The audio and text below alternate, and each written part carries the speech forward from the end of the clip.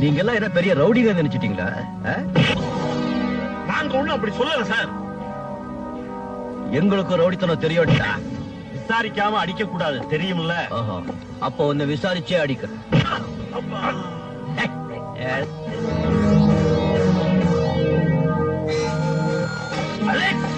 பேரை சொல்லி கூப்பிட்டு நாக்கி அறுத்துடுவேன்.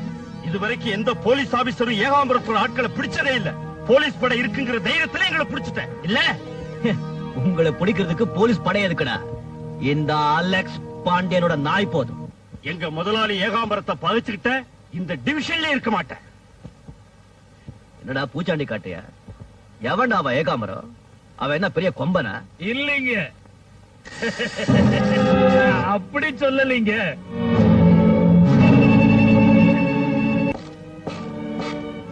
யார் நீங்க? என்ன யாருன்னு கேட்ட முத மனுஷன் நீங்க தான். பார்த்த உடனே புரிஞ்சுக்கிறதுக்கு நீங்க என்ன அவ்வளவு பெரிய புள்ளியா?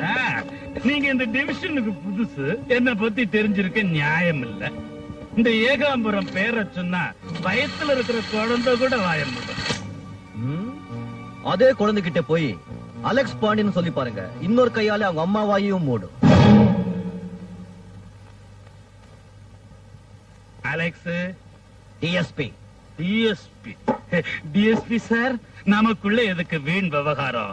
இந்த டிவிஷன்ல நான் ரொம்ப செல்வாக்குள்ளவன். என்ன பகச்சிக்காத, என் ஆட்களை மரியாதையா விட்டு. மிஸ்டர் ஏகாம்பரம், நான் தெருவுல கோலி ஆடிக்கிட்டு கொண்டு உள்ள போடல, சாராய காய்ச்சல் கொண்டு உள்ள போட்டிருக்கேன்.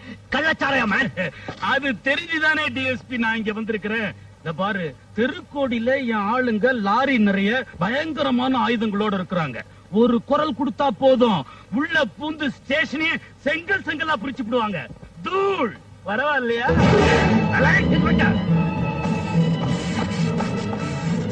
போலீஸ் ஸ்டேஷன் முன்னால சந்தேகப்படுற மாதிரி எவன் நடமானாலும் சரி சுட்டு தள்ளுங்க. மேல ஒரு காப்பாத்து.